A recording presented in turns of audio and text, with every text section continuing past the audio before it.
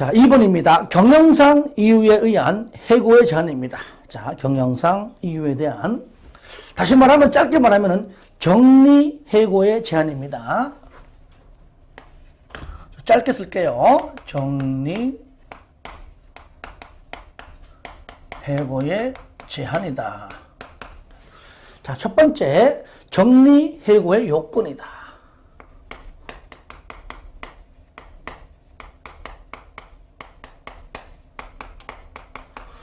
정리 해고는 마음대로 막 할 수 있는 게 아니잖아요. 뭔가 유효해야지만 할 수 있는 겁니다. 그래서 요건은 바로 우리는 유효 요건 이렇게 얘기합니다. 그죠? 정리 해고 요건이 유효해야지만 해고할 수가 있다. 그런 의미에서 유효 요건임을 다시 한번 강조하고요. 1번, 사용자가 경영상 이유에 위하여 근로자를 해고하려면, 다시 말하면 무조건 너 기분 나쁘니까 내 마음에 안 드니까 해고, 이게 아니라 해내상은 너무 어려워요. 구조조정이잖아요. 경영상 이유요. 그래서 긴박한, 자, 요건 중에서 첫 번째 뭡니까? 이는 긴박한, 긴박한, 자, 너무나 긴박한 경영상 필요가 있어야 돼요. 이거 포인트입니다.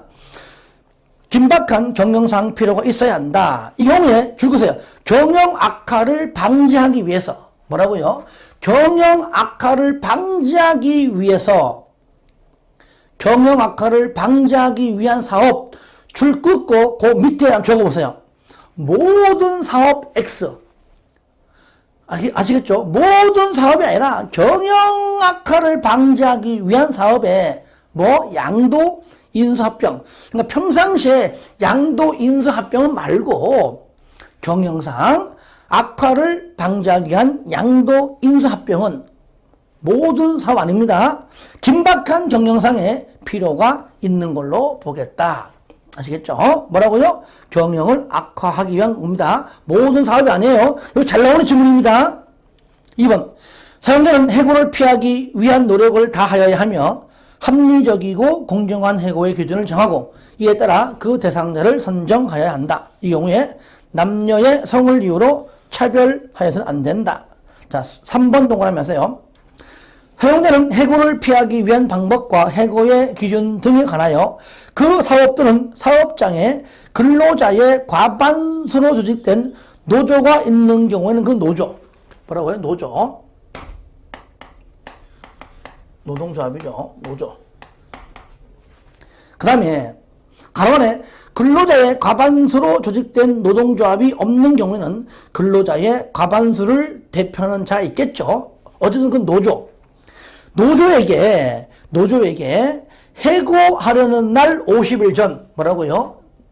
이게, 자, 50일 전에, 노조에게 해고하기 전 50일 전에 통보하고 나랑 같이 좀 협의하자. 그러니까 아직까지 해고 대상자가 아직까지는 정해지지 않았다. 노조와 서로 협의해서 누구를 해고할 것인가를 좀 정하자. 이거잖아요. 그런데 우리가 상식선에서 이런 것들을 우리가 해봐야 돼요. 자, 노동조합하고 우리가 같이 협의하는 거지. 해고 대상자하고 협의하는 것이 아닙니다. 왜? 노조랑 협의하는 것은 뭡니까? 아직까지 해고 대상자가 정해지지 않았기 때문에 그 대상자를 정하기 위해서 협의하는 거잖아요. 그러니까 시험에는요, 노조를 빼버리고 해고 대상자와 협의한다. 이렇게 나온다면 틀리겠죠? 그래서 노동조합 동그라미 하시고 해고 대상자 X입니다.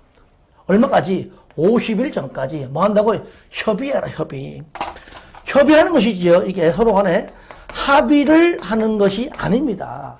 너랑 나랑 합의하자 이게 아니에요. 또 동의를 받는 것이 또 아니에요. 이런 단어를 집어넣어서 틀리게 합니다. 그래서 3번 굉장히 중요해요. 이런 것들을 잘 우리가 파악해야 됩니다. 2번 정리해고의 절차. 자, 절차 보겠습니다. 절차. 요거 숫자 나오죠? 간략하게 정리합니다. 먼저 1개월 동안 뭐요? 1개월. 한 달 동안이죠. 먼저 이거 중요해요. 1개월 동안, 한 달 동안 다음의 어느 하나에 해당하는 인원을 해고하려면 최초로 해고하려는 날의 얼마까지? 30일 전까지. 이거. 전까지. 누구에게?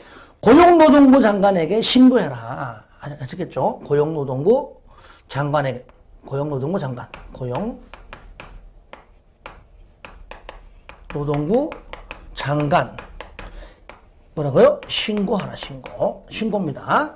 다시 한번 정리합니다. 그러니까 하루가 아니라 한 달 합쳐가지고 오늘 몇 명, 내일 몇 명, 또 다음 주 몇 명 했는데 한 달 동안 합친 인원수가 즉 1개월 동안에 해고하는 인원수가 기억, 니은, 디귿 우리 회사의 근로자 수가 99명 이하인데 10명 이상 해고하려고 그래요. 한 달 동안 합쳐가지고 100명 이상 990명 이하일 때는 10% 이상 1000명 이상일 때는 100명 이상 해고할 때는 해고하려고 하는 날 30일 전에 그죠? 30일 전에 장관에게 뭐예요? 신고하라. 그러면 왜? 최소한 30일 전에 신고하면 그 기간 동안에 정말 이 사람들이 해고하는 게 맞나 안 맞나 조사해요. 알아본단 말이에요. 아시겠죠? 10명, 10%, 100명입니다. 뭐라고요? 여기서 99명 이하 일단 몇 명? 10명 이상 해고할 때 100명 이상 99명 이할 때는 얘는 10% 이상 그 다음에 1000명 이럴 때는 100명 이상 한 달치 합해 가지고 요렇게 해고할 때 10명 10% 100명 10명 10% 100명 해고할 때는 해고하기 전 30일 전에 고용노동부 장관에게 뭐라고요? 신고하라. 요거 알아두시고요. 자, 3번 보겠습니다. 우선 재고용 3번.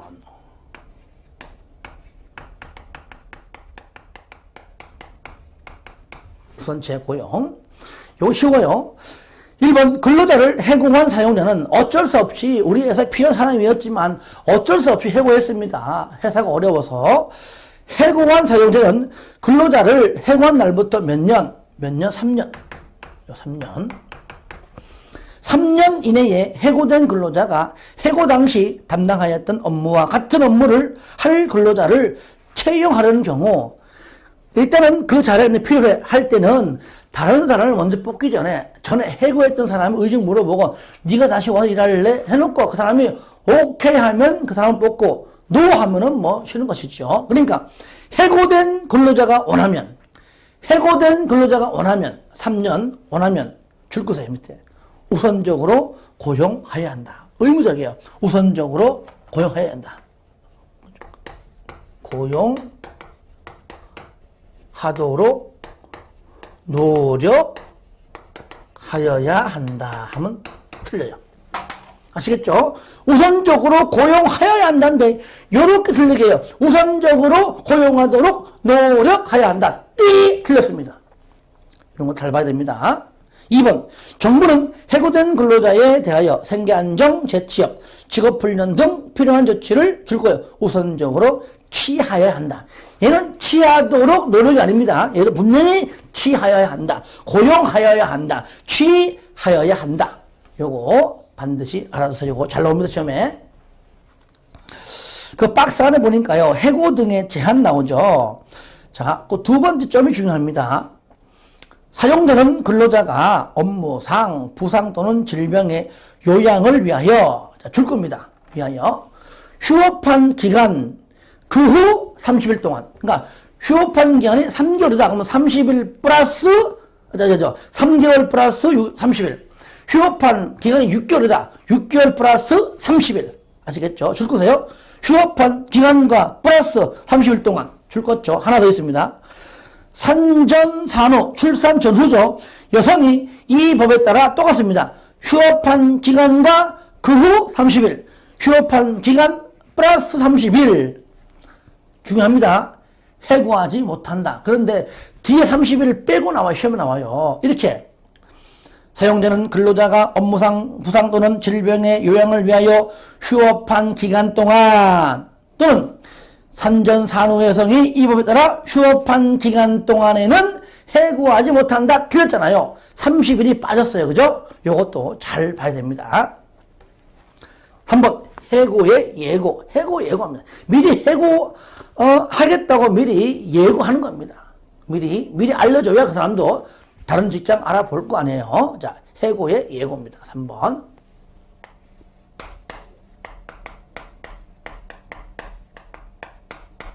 해고의 예고.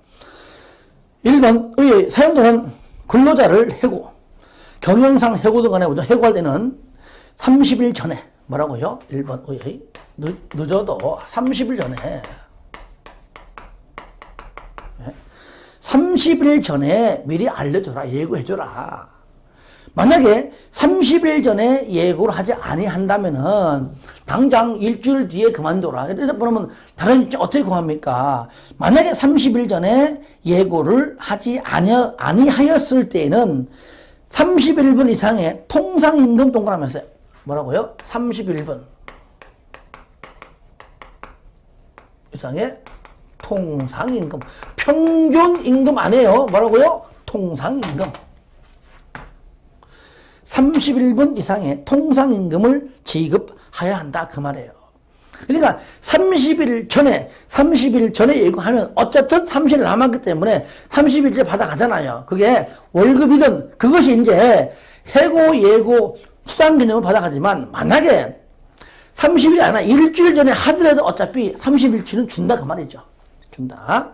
통상임금을 지급 반드시 해야 한다. 그 말이에요. 여러분들 그 옆에 해고, 예고 박스 있죠? 해고, 예고를 할 때는 반드시 해고될 날을 특정하여야 하며 그래야 30일 전 이런 말 나오겠죠. 예고 기간 중에는 정상적인 근로관계가 존속한다. 다만 예고 대상자가 새로운 직장을 구하기 위하여 줄거세요. 부득이 결근한 경우라도 사용자는 임금을 지급해야 됩니다. 다른 직장을 구하기 위해서 하는 거니까 요것도 주의하시고요. 다시 왼쪽 갑니다. 통상임금을 줘라. 얼마? 30일 전에 예고해라. 그러면 30일 전에 예고하게 되면 어차피 남은 30일치 임금 받는다. 근데 30일 전에 예고하지 아니해도 분명히 30일치의 해고 예고수당은 반드시 받는다. 그 말이죠. 줘라. 그 말이죠. 다만 천재사변, 천재지변 같은 뜻입니다. 그 밖에 부득이한 이유로 사업을 계속하는 것이 불가능한 경우 또는 근로자가 고의로 사업에 막대한 지장을 초래하거나 재산상 손해를 끼친 경우로서 고용노동부령으로 정하는 사유에 해당하는 경우에는 그러하지 아니하다. 이건 뭡니까? 즉시 해고가 가능하다. 그 말이죠. 2번 해고 사유 등의 서면 통지. 1번 반드시 해고 사유는요. 반드시 서면으로 통지해야 되고요. 또 서면으로 통지해야 효력이 있습니다. 3번 사용자가 해고의 예고를 해고 사유와 해고 시기를 명시하여 서면으로 한 경우는 통지한 걸로 본다. 아시겠죠? 예. 쌍가로 3번 별표하세요. 요거 잘 나옵니다. 해고 예고의 적용 예외. 그러니까 30일 전에 해고하겠다고 예고할 필요가 없다. 이걸 다르게 하면 즉시 해고가 가능하다. 그 말이에요. 뭐라고요? 즉시 해고가 가능하다. 그러니까 이거 3번이죠. 해고, 예고, 예외. 해고, 예고, 예외. 뭐라고요? 즉시 해고가 가능한 경우다. 이거 시험 잘 나옵니다. 자, 이런 근로자는 3개월을 계속 근로하지 아니한 자. 이런 근로자 3개월이죠. 2개월 이내의 기간을 정하여 사용된 자. 그러니까 기간제 근로자는 2개월이고요. 월급 근로자로서 6개월이 되지 못한 자. 월급 6개월. 계절적 업무도 6개월. 수습사원 있죠. 수습사용. 그 다음에 수습사용 중 근로자 3개월입니다. 그러니까 월급하고 계절은 6개월. 일용하고 수습은 3개월. 그렇죠? 그 다음에 기간제는 2개월이에요. 기억납니까? 5가지는 이걸 묶어서. 보세요. 자, 월급 계절. 그래서 월급 계절. 얘는 6개월. 숫자가 월급 계절 6개월. 월급 계절 6개월. 그다음 일용 수습. 일용 수습은 3개월. 하나 더. 기간제는 2개월. 그리고 숫자를 반드시 알고 있어야 요 관련된 문제 나오면 맞출 수 있습니다. 월급 계절 6개월, 일용수습 3개월, 기간제는 2개월이다. 반드시 요거 시험 잘 나옵니다. 깔끔하게 이렇게 정리하면 문제 풀이집인 내용과 병행하시면 요거 그죠? 금방 우리가 풀 수 있습니다. 우리 공부도요 좀 정리해가면 해야 되지 무조건 막 하는 건 안 됩니다. 4번 구제 신청 및 이행 강제금의 부과 나오죠, 그죠? 구제 신청 및 여기다 할게요.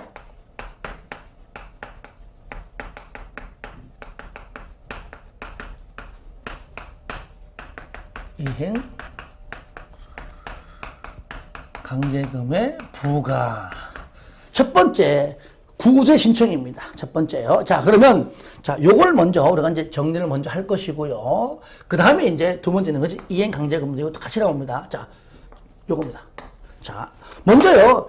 거기 보시면은 뭐 구제 신청, 뭐 조사 등, 구제 명령 등, 재심 신청, 5번이 이제 이행 강제금, 그러니까 1번부터 4번까지가 구제 신청과 관련된 내용이고요. 쌍가로 5번이 이제 이행 강제금과 관련된 내용입니다. 그럼 먼저 여러분들 이걸 먼저 할 때 먼저 정리를 깔끔하게 하고 난 다음에 문제를 보면 좀 더 쉽게 나올 겁니다. 먼저 나 좀 구제 좀 해줘. 왜 사용자가 나를 부당 해고한 것 같아요. 물론 사용자는 합법적으로 했다 하겠죠. 나는 내가 보기에는 부당 해고 당한 거야. 그럼 그거를요 부당 해고 당한 근로자가 하는 것이지 노조가 해주는 것이 아니에요. 아시겠죠? 그러니까 부당 해고 당한 근로자는 자 이렇게 보세요. 근로자는 잘 보세요. 여기 노조가 아닙니다. 시험에는 또 노조가 한다고 나와요. 저는 자 누구한테 자 노동위원회 여기에 뭐 한다고요? 바로 구제 신청합니다. 신청합니다. 자, 요건 언제 하느냐? 내가 부당해고 등이 있었던 날부터 3개월입니다. 요 시험 잘 나와요, 요것도. 3개월 이내에. 요거 3개월 이내에 노동위원회. 자, 요거는요. 지방에 있으면은 뭐 지방에 있으면은 지방노동위원회, 뭐 서울 중앙에 있으면은 중앙 하는 겁니다. 그죠? 그러니까 중앙은 중앙에 하고요. 지방은 지방에 되겠죠. 그죠? 지방에 하고 안 되면 또 중앙 가면 되는 거니까요. 지방에 하던 중앙에 하던 내가 현재 살고 있는 그 지역에 있는 중앙이든 지방이든 찾아가서 노동위원회에 구제해달라고 신청해라. 그러면 노동위원회는 그 내용을 보고 야 이거는 뭐 할 대상이 아니야. 그러면 기각하든지 그래? 알았어. 그럼 내가 조사해보고, 맞네. 구제 명령하든지, 애초부터 기각을 결정하든지, 아니면은 구제 명령하든지, 둘 중 하나를 하겠죠. 근데, 여기에 사용자가 됐든, 노동자가 됐든, 여기에 불복합니다. 마음에 안 들어. 그러면은, 안 되면은, 자, 특히 여기요, 만약에 지방. 자, 지방에 있던 사람들은 한 번 더 하고 싶어 해요. 그러면 어디 한다고요? 중앙. 바로 중앙에 있는 중앙노동위원회. 아시겠죠? 중앙노동위원회, 특히 지방 같은 사람은요, 위원회에 얼마 이내에, 자, 10일 이내에 바로 재심 신청이에요. 재심 신청. 얼마 내에? 요거는 10일이야. 10일이지만 얘가 더 중요해요. 10일 내에 재심 신청하고요. 그러면은 일단은 재심 판정합니다. 얘는요. 재심에 대해서 판정해요. 끝. 그런데 재심 판정에 대해서도 내가 불복해. 그러면 그 하는 것은 행정소송입니다. 행정소송. 자, 행정소송은 재심 판정일로부터가 아니고 주의하세요. 재심 판정했죠. 재심 판정한 그날부터가 아니고 재심 판정한 그 판정서를 이제 사용자나 그 다음에 근로자에게 송부해요. 그러면 그 송부 받은 날부터 15일 내에, 자, 벌써 여기, 자, 요겁니다. 자, 재심 판정서를 송부 받은 날부터 얼마네? 15일 내에 법원에 행정소송을 제기한다 그 말이에요. 시험에 가끔 가다가요, 여기 재심 판정서를 송부 내가 받은 날부터 15일 이랬는데 간혹 가다가 재심 판정일로부터 하면 틀립니다. 재심 판정이죠. 판정일부터 하면 틀리다 그 말이에요. 판정서를 내가 송부를 받은 날부터 15일 이내에 행정소송을 제기한다. 요겁니다. 이게 큰 틀이에요. 이 내용의 책에 다 나와 있다는 얘기죠. 자, 책을 보면서 어디에 붙어 있는가 한번 보겠습니다. 먼저, 쌍발 1번 구제신청. 1번 사용자가 근로자에게 부당해고 등을 하면 누가? 근로자는 동그라미에서 노조가 아닙니다. 노조는 아닙니다. 근로자는 노동위원회에 지방이든 중앙이든 간에 해당하는 노동위원회에 구제를 신청할 수 있다. 2번 구제 신청 얼마 이내에, 그쵸? 부당해고 등이 있었던 날부터 3개월 이내에 해야 한다.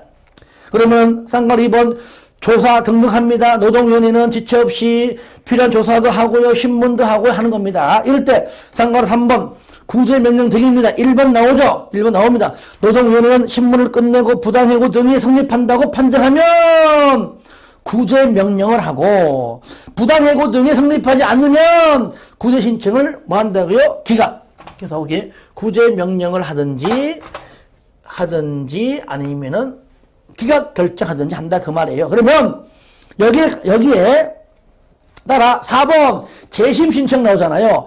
지방노동위원회에 구제명령이나 기각 결정에 불복하는 사용자나 근로자는 구제명령서나 기각결정서를 이것도 통지내가 받은 날부터, 아시겠죠? 기각결정일부터도 아니고 구제명령일부터 아니고 그걸 내가 또 송부 받은 날, 통지 받은 날부터 얼마 이내에 10일 내에 재심 신청, 즉 10일 이내에 어디에? 중앙노동위원회에 재심을 신청할 수 있다. 이럴 때 2번 중앙노동위원회의 재심 판정, 여기 재심 판정에 대하여 사용자나 근로자, 요거 나오네요. 재심 판정서를 송달받은 날, 송달 같은 말입니다. 재심 판정서를 송부 또는 송달 받은 날부터 얼마 내에? 15일 이내에. 재심 판정일로부터가 아닙니다. 판정서를 송달 받겠습니다. 송달 받은 날부터 15일 이내에 행정소송을 제기하라 그 얘기죠. 3번 기간 이내에 재심을 신청하지 아니하거나 행정소송을 제기하지 아니하면 구제명령, 기각결정은 또는 재심판정은 소송 제기하자면 이걸 확정된다 그 말이죠. 이해되시죠? 4번 노동위원회의 구제명령, 기각결정 또는 재심판정은 중앙노동위원회에 대한 재심이나 재심청이나 행정소송 제기에 하여 그 효력이 정지되지는 않습니다. 안 한다고 해서 정지되지 않습니다. 요까지가 이제 우리가 이제 여기 구제 신청에 관한 요 내용이고요. 여기 이제 내용이고, 그 다음에 이행강제금 쌍괄 5번입니다. 1번 먼저 여러분들 주어를 좀 줄 거 보세요. 동그라미 1번 노동위원회 줄 거예요. 왜 그럴까요? 우리가 전반적으로 알 때는 우리가 쉽게 할 수 있으면, 왜? 노동위원회에 구제 신청하니까 무조건 노동위원회는, 그 다음에 동그라미 2번도 앞에 노동위원회, 동그라미 4번도 노동위원회, 동그라미 5번도 노동위원회, 동그라미 6번도 노동위원회. 왜냐하면 요 앞에다가요 고용노동부 장관 이렇게 바꿔낼 때 있어요. 열받죠, 그죠? 예. 그래서 노동위원회지. 왜냐면은 구제 신청과 관련해서 너 왜 판결대로 왜 너 이행 안 해? 그러니까 노동위원회에서 이렇게 해서 했는데 너 왜 이행 안 해? 하는 거기 때문에 고용노동부 장관이 아니잖아요. 그런데 바꿔내면 또 틀리더라고요. 1번 노동위원회는 구제명령을 받은 후 이행기한까지 구제명령을 이행하지 않으면 줄거요. 2천만 원 이하의 이행강제금을 부과한다. 자, 이거 센 겁니다. 가트로는요, 한 번 내면 끝인데 이행. 한 번 부과해서 이행하지 않으면 이행할 때까지 반복해서 계속 부과하는 겁니다. 일단은 얼마라고요? 최대 2천만 원까지 부과하고요. 2천만 원. 자, 2번 노동위원회는 이행강제금을 부과하기 30일, 줄거 30일, 30일 전까지 이행강제금을 부과 징수한다는 뜻을 사용자에게 미리 문서로서 알려줍니다. 왜? 그렇지만 미리 돈을 준비할 수도 있고 아니면은 이의 신청할 수 있는 그 기간을 마련해 주기 위해서 30일 전에 한다 그 말이에요. 3번, 자, 4번. 노동위원회는 최초의 구제명령을 한 날 기준 매년 이해 범위 이내. 그러니까 매년 이해 범위 이내니까 반드시 2번 하는 것이 아니라 한 번 할 수도 있고 2번까지도 가능하다는 얘기입니다. 아시겠죠? 이해 범위 내에서 한 번도 가능하고 2번도 가능하다. 무조건 2번 하는 것이 아닙니다. 매년 이외의 범위에서 구제명령이 이행될 때까지 반복하여 이행강제금을 부과 징수할 수 있다. 이 경우에 2년을 초과하여 부과 징수하지 못한다. 2년을 초과할 수 없다. 전부 2자를 2자. 2천만 원, 2002회 2년. 2002회 2년 요겁니다. 아시겠죠? 뭐라고요? 2000, 최대 2000, 2000, 최대 2회, 2년. 아시겠죠? 2002회 2년, 2002회 2년. 아시겠죠? 5번 노동위원회는 구제명령을 받은 자가 구제명령을 이행하면 새로운 이행강제금을 부과하지 아니하되 당연하죠. 줄거세요. 구제명령을 이행 전에 이미 부과된 이행강제금은 반드시 징수해야 된다. 뭐 징수했는데 환급한다 아니면 취소한다 다 틀립니다. 무조건 징수를 하는 겁니다. 자, 그 다음에 6번 노동위원회는 이행강제금 납부 의무자가 납부기한까지 이행강제금을 내지 아니하면 기간을 정하여 독촉하고 지정된 기간에 이행강제금을 내지 아니하면 국세 즉 38노동대 세금 걷듯이 국세 체납처분 예에 따라 징수할 수 있다는 얘기입니다. 7번 근로자는 구제명령을 받은 사용자가 이행기한까지 구제명령을 이행하지 아니하면 이행기간이 지난 때부터 15일 내에 얼마 내에 15일 이내에 그 사실을 노동위원회에 알려줄 수도 있습니다. 그래서 내용 쉽죠? 그래서 2002회 2년, 2002회 2년, 2 됐습니다. 5번 퇴직급여제도 및 금품청산입니다. 먼저 자 5번 보겠습니다. 5번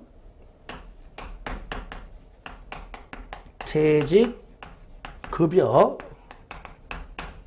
제도 및 금품 청산. 자, 요거는요, 우리가 이제, 근로기준법에 딱 한 줄밖에 안 나와 있습니다. 구체적인 내용은 퇴직급여 보장법에 있거든요. 그 법, 우리가 맨 마지막 법률로 배웁니다. 그러니까 1번, 퇴직급여 제도는 뭐라고요? 근로자 퇴직급여 보장법이 정하는 바에 의한다. 그에 따른다. 끝 됐습니다. 그 법에서 알아서 해라. 그 말이죠. 그 다음에, 금품청산. 이게 뭐라고요? 근로자 퇴직급여 보장법에서 공부한다 그 말이고요. 자, 금품청산은 뭐냐?